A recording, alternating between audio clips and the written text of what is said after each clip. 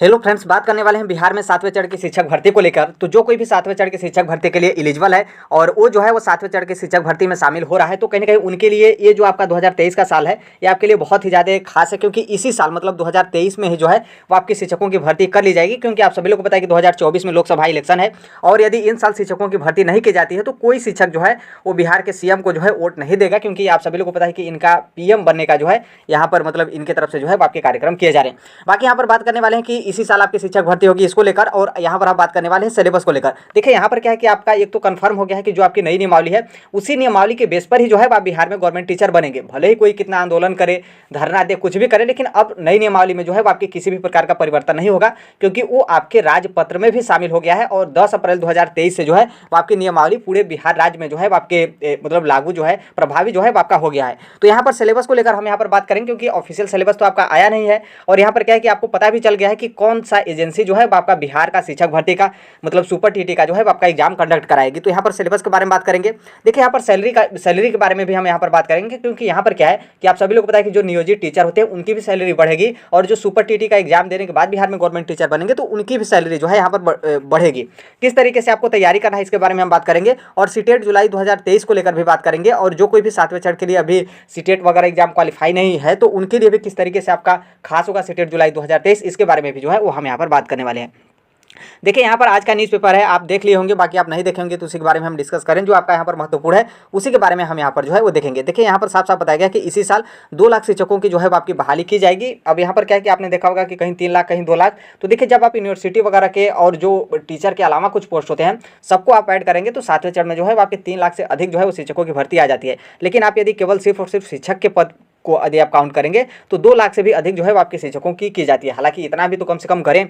और यहाँ पर बोला गया है इसी साल मतलब 2023 में ही। और यहाँ पर क्या है कि 2023 में सभी मतलब यहाँ पर क्या है कि कक्षा 1 से 12 तक के लिए जो है वो सभी शिक्षकों का बहाली नहीं किया जा सकता है। आगे भी जो है हम इसके बारे में जो है वो देखेंगे। तो यहाँ पर आप देख सकते हैं इसी साल जो है वो आपके बोले गए हैं। और यहाँ पर यह भी बताया गया है जो बिहार के मुख्यमंत्री हैं इनकी तरफ से ये भी बताया गया है कि जो कुछ भी इंतजाम वगैरह है, किस तरीके से आपका भर्ती करना है, कैसे नोटिफिकेशन जारी किया जाएगा, क्या सिलेबस है, कौन एग्जाम कंडक्ट कराएगा, किस तरीके से आपका कॉपी चेक होगा, और कब जो है वो आपका रिजल्ट जारी किया जाएगा, और कैसे जो है वो आपका ज्वाइनिंग किया जाएगा, और कितना जो है वो आपकी सैलरी दी जाएगी। हर एक चीज़ जो प्रक्रिया है वो यहाँ पर क्या है कि बिहार गवर्नमेंट की तरफ से हर एक चीज़ जो है वो आपकी कर ली गई है। और यहाँ पर बताया गया कि इसी बार से जो है वो आपके इतने शिक्षकों की जो है वो आपकी भर्ती की जाएगी। और यहाँ पर भी देख सकते हैं यहाँ पर उनके लिए बताया गया कि जैसे यहाँ पर बताया गया कि बहुत सारे लोग जो आपकी शिक्षक बहाली की नई नियमावली है उसको लेकर अनाप शनाप जो है बोल हैं और ये सब जो है मतलब भ्रम फैला रहे हैं। तो यहाँ पर बोला गया है बिहार के मुख्यमंत्री की तरफ से कि आप लोग जो कुछ भी मतलब इस तरीके से आपको चढ़ा बढ़ा रहा है, फिर इस तरीके से नियमावली को लेकर गलत बोला है, तो उसको जो है आप इग्नोर करिए, बल्कि आप अपनी पूरी तैयारी में जो है वो लग जाइए। क्योंकि जो आपकी नई नियमावली है बहुत अच्छे तरीके से डिस्कस करने के बाद और मतलब हर एक काम करने के बाद जो है आपकी नई नियमावली बनी है, और उसमें जो है आपका किसी भी प्रकार का परिवर्तन जो है वो नहीं होगा। ऐसा जो है वो बिहार के मुख्यमंत्री की तरफ से जो है आपका बोला गया है।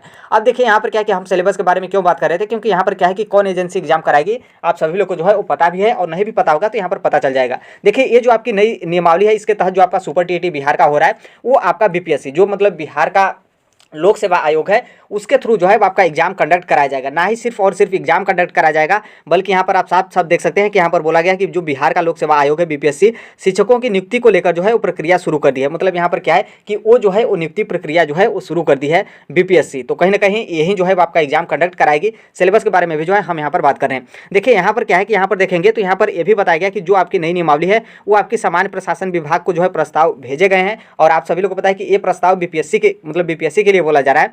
प्रस्ताव जो है वो आपका भेजा गया है। अब सामान्य प्रशासन विभाग क्या करेगा कि बीपीएससी को जो है प्रस्ताव भेजेगा। मतलब यहाँ पर क्या है कि पहले से ही जो है वो आपके हर एक चीज़ जो है वो आपके फिक्स है। ऐसा नहीं है कि बीपीएससी को हम प्रस्ताव भेजेंगे और फिर बीपीएससी क्या करेगा कि हमारे प्रस्ताव को एक्सेप्ट नहीं करेगा। तो ऐसा बिल्कुल नहीं है। वो जो है वो थोड़ा सा जो नियमावली वगैरह होता है, जो नियम वगैरह होता है वो सब जो है वो आपके फॉलो करने होते हैं। और यहाँ पर यह भी बताया गया कि जो आपकी नई नियमावली है वो आपके 10 अप्रैल से जो है वो राजपत्र में जो है वो आपका प्रकाशित हो गई है। और उसी के उपरांत और उसी के तिथि से जो है वो आपकी नई नियमावली जो है वो आपकी प्रभावी हो गई है। मतलब अब क्या है कि जो आपके बिहार के शिक्षक के लिए स्थानांतरण के लिए हो या फिर नियुक्ति के लिए हो, मतलब जो कुछ भी हो, नियमावली पहले वाली जो होती थी वो आपकी नियमावली निष्क्रिय हो गई है। और जो आपकी नई नियमावली है वो आपकी 10 अप्रैल से जो है वो आपकी प्रभावी हो गई है। यहाँ पर देखिए वेतन को लेकर बोला गया है कि जो नियोजित शिक्षक है उनका भी वेतन बढ़ेगा। मतलब जो पहले से टीचर हैं उनका भी जो है आपकी सैलरी जो है वो बढ़ेगी। अब देखिए यहाँ पर क्या है कि हम यहाँ पर बात करने वाले हैं सिलेबस को लेकर और किस तरीके से आप जो है वो तैयारी करेंगे, क्योंकि यहाँ पर क्या है कि न्यूज़पेपर में उतना खास नहीं है। आप सभी लोग को पता है कि हर एक मतलब डेली जो है वो आपका रटा रटा जो है वो आपको न्यूज़पेपर में देखने को मिलता है। बाकी मैं भी यही कहूँगा कि आप जो है वो तैयारी कर दीजिए। देखिए यहाँ पर क्या है कि थोड़ा बहुत समय लगता है यदि इलेक्शन नहीं रहता तब, लेकिन 2024 का लोकसभा इलेक्शन सर पे है और आप सभी लोग को पता है। और इतना ही नहीं, जो मंत्री हैं, नेता हैं, उनको भी पता है कि हम शिक्षक भर्ती नहीं करेंगे तो कहीं ना कहीं वोट जो है वो हमारा बहुत ज़्यादा गड़बड़ा जो है वो जाएगा।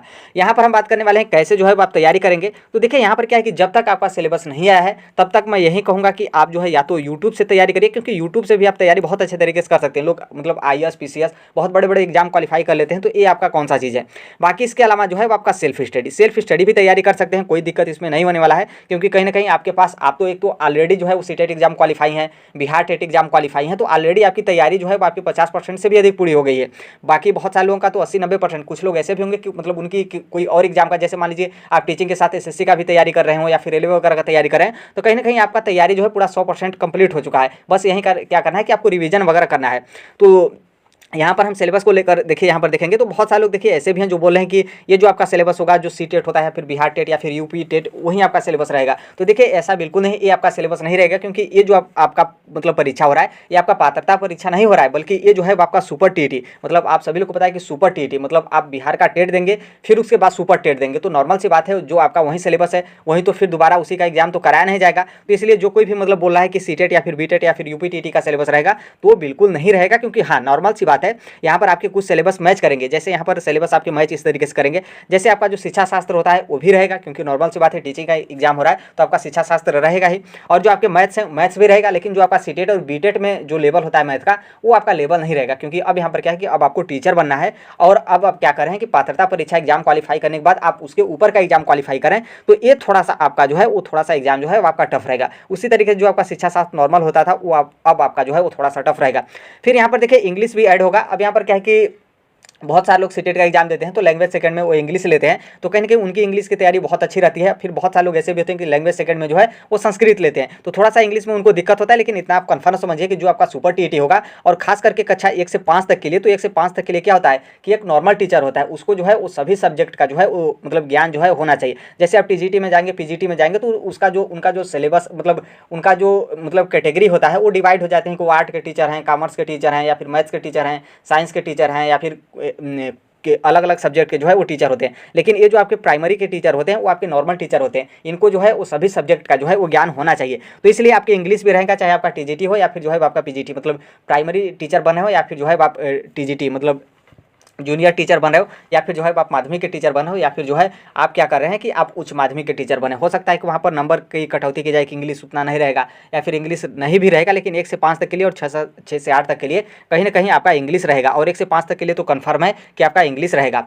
अब यहाँ पर देखिए EVS भी रहेगा, मैक्सिमम चांस है कि जो आपका EVS मतलब जो आपका पर्यावरण होता है वो भी रहेगा। लेकिन ये जो आपका पर्यावरण रहेगा, जिस तरीके से आपका CTET के एग्जाम में पर्यावरण पूछा जाता है NCERT को लेकर, तो अब यहाँ पर थोड़ा सा क्या होगा कि अब यहाँ पर जो आपका बिहार का भूगोल होता है, क्योंकि नॉर्मल सी बात है पर्यावरण और भूगोल आपके मतलब मैच ही कर रहे हैं, तो ये अब क्या है कि बिहार का जो भूगोल है उसमें थोड़ा सा आपको फोकस करना पड़ेगा, क्योंकि पर्यावरण के नाम पे जो है वो आपसे बिहार का सुपर TET में जो है वो आपका बिहार का भूगोल जो है वो पूछेगा। और बाकी यहाँ पर क्या है कि आप सभी लोग को पता है कि सुपर TET एग्जाम हो रहा है तो आपका GK तो होगा ही, और GK में भी आप सभी लोग को पता है कि 3-4 पार्ट जो है वो आपके डिवाइड हैं, और यहाँ पर 3-4 पार्ट भी डिवाइड हैं, और बिहार का जो है वो आपका सुपर TET हो रहा है, तो कहीं ना कहीं बिहार का GK जो है वो आपका ज़्यादा फोकस करेगा। तो इसलिए आप GK पढ़िएगा, चाहे आप इतिहास पढ़ें या फिर मतलब आप राजनीतिक शास्त्र पढ़ें, या फिर जो है आप अर्थव्यवस्था पढ़ें, या फिर जो है कुछ और सब्जेक्ट आप पढ़ रहे हैं, तो थोड़ा सा बिहार से रिलेटेड करके जो है वो पढ़िएगा, क्योंकि बिहार से जो है वो आपके प्रश्न जो है वो आपके पूछेंगे। बाकी जनरल साइंस भी रहेगा, नॉर्मल सी बात है, आपका मतलब जनरल साइंस तो आपका रहेगा ही, और जिसमें आपका फिजिक्स केमिस्ट्री और बायो, फिजिक्स केमिस्ट्री और जो है वो आपका बायो पे हम यहाँ पर प्लस इसलिए लगाएं क्योंकि जहाँ पर भी आपका साइंस आता है उसमें बायो मतलब जो आपका जीव विज्ञान होता है उसमें उसकी संख्या जो है वो आपके ज़्यादा रहती है, तो इसलिए यहाँ पर जो है इसको ध्यान रखिएगा।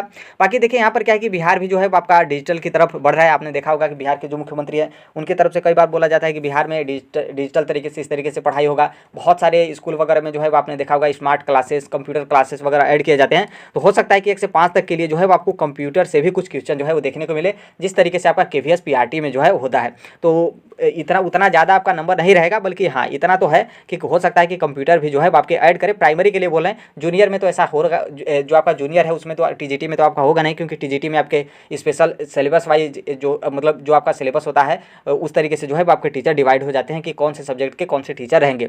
लेकिन प्राइमरी के लिए यहाँ पर क्या होता है कि आपका कॉमन रहता है। अब आप सोचेंगे कि हमने तो इतना सिलेबस ऐड कर दिया, तो क्या पेपर जो है आपके 200-300 नंबर के रहेंगे? तो देखिए ऐसा बिल्कुल नहीं है। आपके पेपर जो है आपके पेपर 150 नंबर के ही रहेंगे। जिस तरीके से आप यूपी में सुपर टीटी का सिलेबस देखेंगे तो उसका भी पेपर जो है वो आपका 150 नंबर का ही रहेगा, जो कि सिलेबस भी जो है इससे भी ज़्यादा आपके ऐड जो है वो आपके किए जा रहे हैं। तो इसलिए इसमें क्या होगा कि नंबर का आपका जो है वो कम होगा। जैसे यहाँ पर क्या है कि जैसे शिक्षा शास्त्र है, मान लीजिए 30 नंबर का पूछता है तो 30 नंबर का रहेगा, लेकिन गणित जो आपका 30 नंबर का पूछता है तो हो सकता है कि ये जो है वो आपका 20 नंबर का रहे। इंग्लिश जो है वो आपका हो सकता है कि 10 नंबर का रहे, या फिर जिस तरीके से ईवीएस होता है तो हो सकता है कि ईवीएस जो है वो आपका 5 नंबर का रहे। बिहार स्पेशल जो है हो सकता है कि आपका 10 नंबर या फिर 15 नंबर का रहे। उसी तरीके से तो मतलब इस तरीके से आपको नंबर जो है वो आपके कम बेसी ऐड करके जो टोटल है आपके 150 नंबर के जो है वो आपके पेपर कंडक्ट कराए जाएंगे। देखिए यहाँ पर क्या है कि आप सभी लोग को पता है कि बीपीएससी जो है वो आपका पेपर कंडक्ट करा रहा है, तो हो सकता है और मैक्सिमम यहाँ पर चांस है कि आपको ये जो आपका 7वें चरण का शिक्षक भर्ती है उसमें जो है वो आपको निगेटिव मार्किंग भी जो है वो देखने को मिले। बाकी आपका सिलेबस या फिर नोटिफिकेशन आएगा तो कन्फर्म हो जाएगा, लेकिन हाँ मैक्सिमम चांस यही बन रहा है और यहाँ पर बीपीएससी के थ्रू एग्जाम कंडक्ट कराया जा रहा है, तो हो सकता है कि आपको निगेटिव मार्किंग भी जो है वो आपको देखने को मिले। बाकी आने के बाद आपका कन्फर्म हो जाएगा। लेकिन इतना ध्यान रखिएगा कि भले ही निगेटिव मार्किंग हो, बीपीएससी एग्जाम कंडक्ट कराए, देखिए पहला मौका जब होता है या फिर पहली बार शुरुआत होता है तो कहीं ना कहीं उसमें जो है वो आपको बहुत ज़्यादा मौका भी मिलते हैं, क्योंकि ऑलरेडी इसके बाद जब आपकी शिक्षक बहाली होगी तो पता नहीं एक तो कितने साल बाद होगी, पहला पॉइंट। और दूसरा पॉइंट यह है कि ऑलरेडी पहले से एग्जाम हो चुका है और ऑलरेडी उसके बाद कई साल गैप करके फिर से शिक्षक भर्ती आता है, तो बहुत सारे कैंडिडेट एक तो पहले से तैयारी किए रहेंगे और बहुत सारे कैंडिडेट जो है उनका कोर्स कंप्लीट हो जाता है, तो और जो है वो आपके ज़्यादा कंपटीशन जो है वो आपका बढ़ जाता है। और आप सभी लोग को पता है कि एक तो मौका आप गवा दिए रहेंगे, क्योंकि बिहार सरकार की तरफ से ऐड कर दिया गया कि अब जो है वो आप 3 ही बार जो है वो शिक्षक भर्ती के लिए शामिल हो पाएंगे। हालांकि ये बहुत गलत है, इसको जो है वापस लेना चाहिए, लेकिन फिर भी अब गवर्नमेंट है, नियम बना दी, तो अब गवर्नमेंट के ऊपर है कि क्या करेगी क्या नहीं करेगी। बाकी यहाँ पर क्या है कि पहला मौका है तो आपके लिए आसान ही रहेगा, उतना आपका कठिन रहेगा। यहाँ पर आप देखेंगे तो ये जो आप बगल का देख सकते हैं ये आपका बीपीएससी का सिलेबस है, तो हालांकि इतना आपका मतलब कठिन या फिर इतना टोटल आपका नहीं रहेगा, लेकिन हाँ लगभग जो है वो आपके इससे जो है वो आपके मिलते जुलते रहेंगे। जिस तरीके से आप बीपीएससी का सिलेबस देखेंगे तो ये भी आपका 150 नंबर का ही रहता है, लेकिन ये जो आपका बीपीएससी का सिलेबस है इसमें जो आपका शिक्षा शास्त्र होता है वो जो है वो आपका नहीं होता है, तो इसमें आप शिक्षा शास्त्र ऐड कर सकते हैं। बाकी उसके अलावा आप मतलब जो इसका सिलेबस है इसी का सिलेबस जो है वो देख सकते हैं, क्योंकि कहीं ना कहीं आपका कम्पिटेटिव एग्जाम हो रहा है। अब जो है वो आपका पात्रता वगैरह एग्जाम नहीं है कि आपका जो है सीटेट और बीटेट की तरह जो है वो आपका पूछा जाएगा।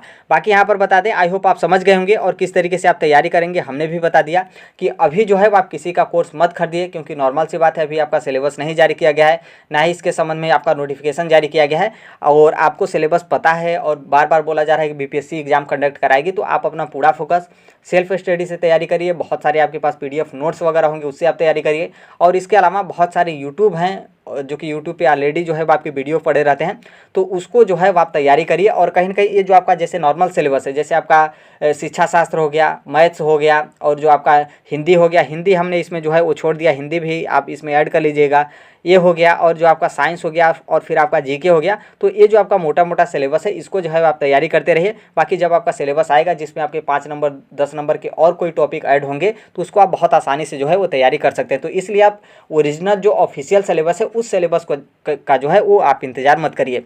बाकी बता दें कि जितने भी लोग जो हैं वो सीटेट जुलाई 2023 की तैयारी कर रहे हो या फिर आप यूपीटीटी 2023 की तैयारी कर रहे हो, क्योंकि कहीं ना कहीं आपका सीटेट जुलाई 2023 का इसी महीने में जो है वो आपका नोटिफिकेशन देखने को मिलेगा, और यूपीटीटी 2023 का भी नोटिफिकेशन बहुत जल्द देखने को मिलेगा, क्योंकि नया चयन आयोग बन रहा है। और कहीं ना कहीं 2024 के लोकसभा इलेक्शन को देखते हुए ये भी नया चयन आयोग जल्द ही आएगा और जल्द आपका यूपीटीटी का नोटिफिकेशन जारी किया जाएगा और उतना समय नहीं लिया जाएगा। क्योंकि यहाँ पर देखिए क्या है कि 2024 का लोकसभा इलेक्शन है, आपका जो आपका विधानसभा इलेक्शन होता है मुख्यमंत्री वाला, वो आपका इलेक्शन नहीं है, तो इसलिए आपको हर एक राज्य में जो है इसका प्रभाव जो है वो देखने को मिलेगा। तो इसलिए 2023 के लास्ट तक जो है मैक्सिमम चांस बन रहे हैं कि आपको सुपर टीटी, मतलब सुपर टीटी ये आपका कहाँ का, यूपी का, वो तो हम बात कर रहे थे बिहार का सुपर टीटी, लेकिन 2024 के लास्ट तक जो है वो आपको यूपी का भी सुपर टीटी का नोटिफिकेशन जो है वो आपको देखने को मिल सकता है। बाकी यहाँ पर बता दें डीएसएसबी का भी जो है वो 16,000 से अधिक शिक्षकों के पदों पर जो आपका नोटिफिकेशन है कभी भी जो है वो देखने को मिल सकता है। बाकी बाकी हम यहाँ पर तो बात ही कर रहे हैं 7वें चरण की शिक्षक बहाली को लेकर। मेरे कहने का मतलब यह है कि आप शिक्षक जगत से जुड़े हैं तो right to education Sonbhadra platform को जो है सब्सक्राइब कर लीजिएगा। जो कोई भी अपडेट इन्फॉर्मेशन आता है एजुकेशन से रिलेटेड हम जो है इस प्लेटफॉर्म पे जो है वो शेयर कर देते हैं। बाकी आप टेलीग्राम ग्रुप से भी जो जुड़ जाएगा, कमेंट बॉक्स में जो है वो आपको टेलीग्राम ग्रुप का जो है वो टेलीग्राम का लिंक जो है वो देखने को मिलेगा। हालांकि ये पब्लिक ग्रुप नहीं है कि कोई भी आपको चैट करे या फिर कोई भी आपको जो है कुछ मैसेज वगैरह भेजे, ऐसा बिल्कुल नहीं है। यहाँ पर जो कोई भी अपडेट PDF नोट्स वगैरह होता है हमारे द्वारा शेयर किया जाता है और ये जो है इसमें बराबर आपके चैट जो है ऑन नहीं रहते हैं। तो टेलीग्राम से जुड़ जाएगा, कमेंट बॉक्स में जो है वो आपको टेलीग्राम का लिंक जो है वो देखने को मिलेगा। तो आई होप आप समझ गए होंगे कि किस तरीके से आपका 7वें चरण का शिक्षक बहाली शिक्षक भर्ती आपका चल रहा है। देखिए इसमें उतना समय नहीं लगेगा क्योंकि एक तो आगे चुनाव है और दूसरा बात यहाँ पर ये भी है कि बहुत सारे लोग जो नई नियमावली है उसको लेकर आंदोलन वगैरह कर रहे हैं। तो हो सकता है कि गवर्नमेंट इस आंदोलन को शांत करने के लिए या फिर आंदोलन को समाप्त करने के लिए वो क्या करे कि नोटिफिकेशन जारी कर दे।